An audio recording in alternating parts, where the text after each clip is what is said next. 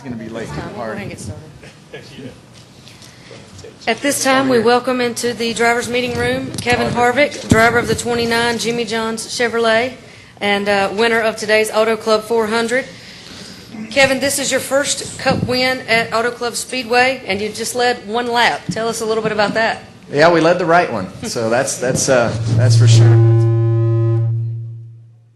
right, we're back on. Okay, but you know our car was really fast all day on the long runs, and the restarts weren't exactly what we needed to have. But as everybody started to stay out those last two times, at least the guys who were racing, our car was able to get some air pressure built up in the tires, and we were able to really fire off there right off the bat up top. So we were able to keep pace with them for a few laps, and when they started racing side by side, we made up the ground, and Kyle started to get loose and drove around him, and then everything just worked out going into turn 3 and 4. So it's a good day for us.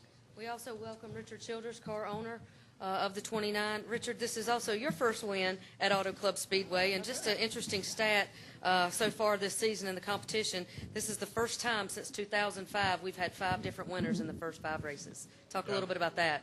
I mean, it's a great season. That just tells you about the competition of NASCAR. But I really felt good when he had that restart about Kevin, because I knew his car was really fast on the long run, and I knew if he didn't get too far out in front of us, we'd have a shot. And all we needed was him to get side by side and start racing, and that gave us Kevin a chance to catch him. And he just made the right move going into 3 up there. Jimmy gave him enough room and took advantage of it and won the race. It was about Kevin on that last lap. We will open it up now for questions here in the driver's meeting room. Please raise your hand. We'll get a wireless mic to you. Please state your name and affiliation.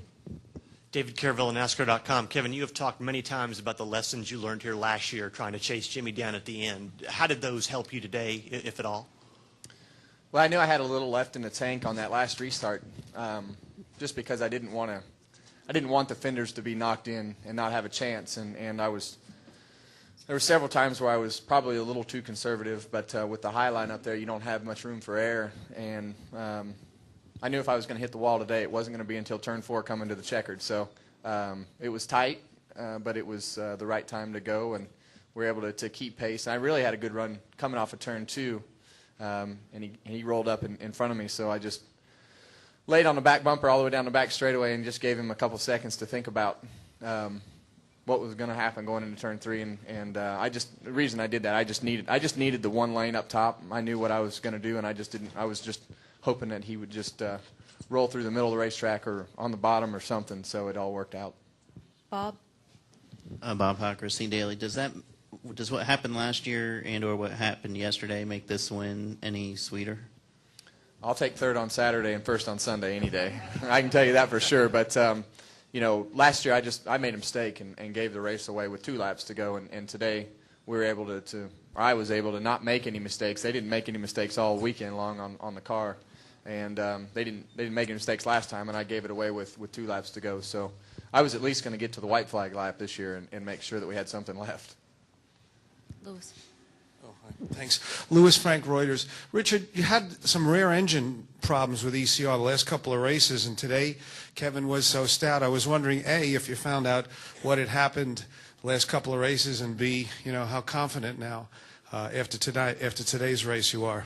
Well, we're still, you know, we did have a problem with a couple of our rental engines, which is the same thing that we're running. And trust me, I told Kevin in here, I said, if I got to worry about it, you guys got to worry about it. So I told him at the driver's meeting, and I was really concerned. I was more worried about that than I was how the cars were going to run. I knew the cars would run real well, but you know, we're running what we had last year, and there's some changes, and we think we know what it is, and whatever we can do. I know Gibbs has had the similar problem. We'll be working with them and try to tell them what we think our problem was. Maybe it'll help them as well. Okay, at this time we'll take questions from the media center. One question. Now that you're here, Kevin, this is Kay Presto, CarsandCompetition.com. Couple questions. In the past, you mentioned that Jimmy had a horseshoe somewhere. This time, he had a bumper somewhere. You moved up. You started 24th. By the 150th lap, you were running 3rd. Was the car getting better on the pit stops, or was it a good car to begin with? How did you account for this gradual progression?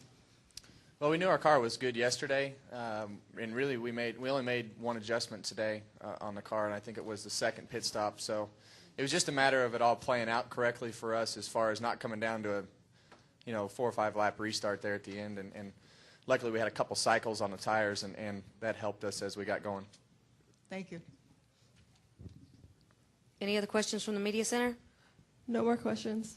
We'll take questions from the Terrace press box. We've got a couple. Okay. Kevin, David Newton, ESPN.com. I guess she just alluded to it, but I'll go ahead and ask you. I mean, if there had been the last caution, were you able to make up ground? Do you have a lucky horseshoe up your ass now?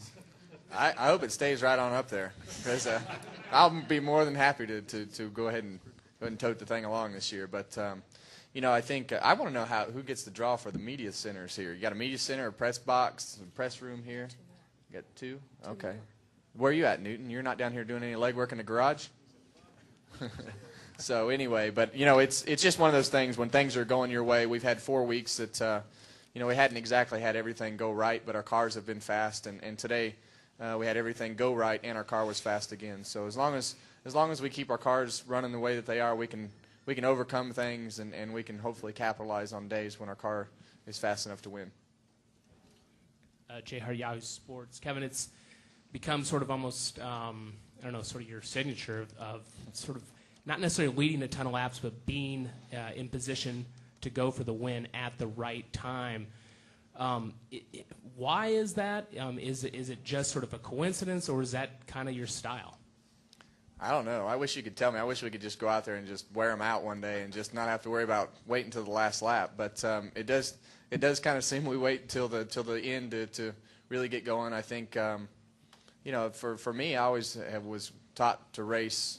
Just go fast enough to put yourself in position to be around at the end and make sure your car's still got all the fenders and tires and everything's still underneath it. And then when it's time to go, you have a little something left, and your car's hopefully fresher than the guys around you. So it's probably somewhat of a bad habit that I have, but I guess it works out sometimes.